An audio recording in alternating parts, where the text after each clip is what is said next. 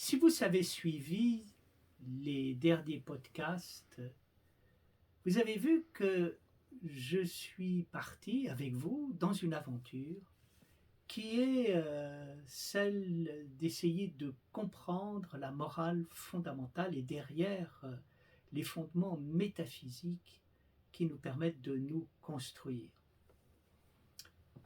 Tout part de la vie, à travers le plus que vivant et la présence qui est l'expérience de la vie. Tout s'exprime dans la morale comme expérience du sérieux, dans l'éthique comme expérience de la vie même, dans les valeurs comme création.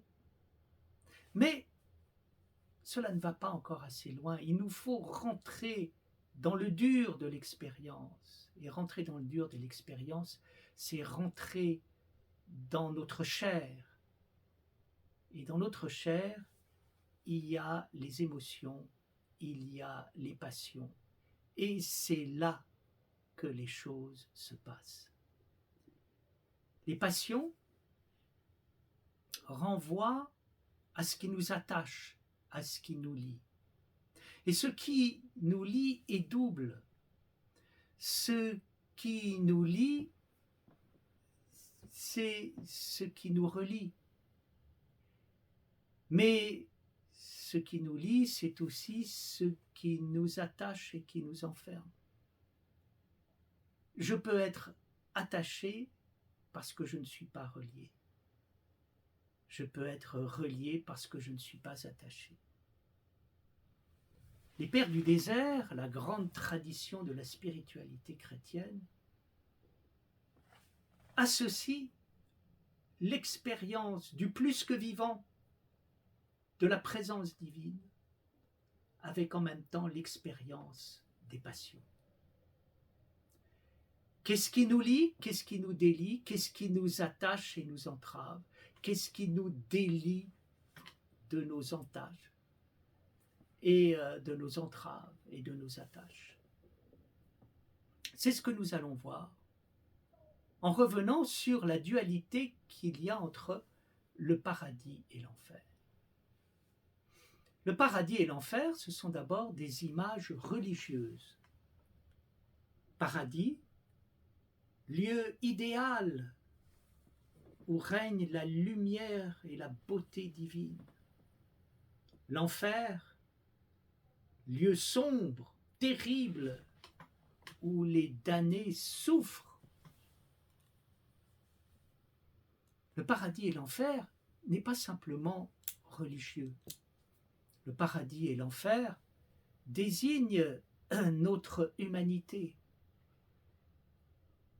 Il y a des moments dans la condition humaine qui sont des moments paradisiaques parce que tout est beau, la vie est belle. Et nous pouvons vivre cette vie belle dans ce monde où tout est beau. Et il y a des moments où la vie est un enfer parce que les hommes se font souffrir les uns les autres d'une manière abominable. Enfin, il y a une troisième expression du paradis et de l'enfer. Il s'agit du paradis et de l'enfer au sens spirituel, moral et philosophique. Le paradis et l'enfer renvoient à la subtilité que l'on trouve dans la notion de passion. La passion est triple. Il y a la passion au sens négatif, il y a la passion au sens positif, et puis il y a la passion au sens pratique. La passion au sens négatif du terme désigne l'esclavage. L'esclavage est produit par le tyran à l'intérieur de nous, et le tyran à l'intérieur de nous renvoie à la faiblesse, qui essaye de compenser sa faiblesse par la toute-puissance du tyran et l'esclavage à l'égard de cette toute-puissance. Ce qui nous délivre de l'enfer de cette passion destructrice et dévorante, c'est ce qui est capable de rassembler en nous notre énergie pour en faire de l'amour. Étienne Borne, dans son livre sur le mal, explique que le mal est l'absence de passion. Attention, ne pensons pas que le mal est simplement lié à la passion.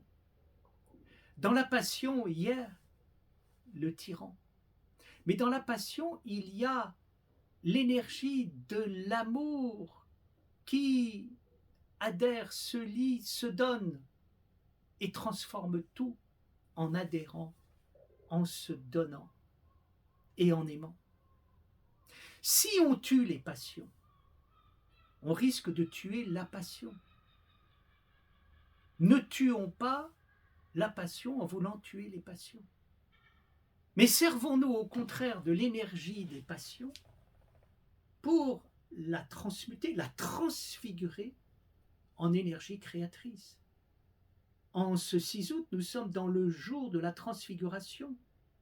Et la transfiguration est au cœur de la vie chrétienne. Pourquoi? Parce que la vie en Christ consiste non pas à abolir le monde, mais à le transfigurer, c'est-à-dire à se servir de toutes les semences divines qui sont à l'intérieur de l'existence depuis la création et qui demandent de pouvoir s'accomplir en gémissant de ne pouvoir le faire. Et là, c'est l'expérience de l'émotion qui vit, de la passion qui vit, de l'attachement qui vit, le fait de vivre qui permet de transformer les énergies destructrices en énergies créatrices. Et donc, nous voyons quoi? Que le paradis et l'enfer sont à l'intérieur de nous. Et que, plus en profondeur, le paradis et l'enfer sont inséparables l'un de l'autre. Pourquoi? Parce que, au fond de l'enfer, il y a en fait le paradis. Nous ne le savons pas, mais derrière toutes les énergies infernales qu'il y a dans la vie humaine se trouvent des énergies célestes qui n'ont pas été accomplies et qui demandent à s'accomplir.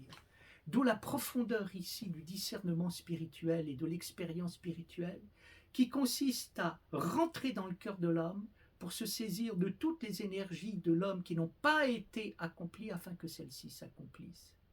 Et donc, on pourrait arriver à ce paradoxe, à savoir que si on n'est pas capable de voir le paradis en enfer, c'est qu'on est en enfer.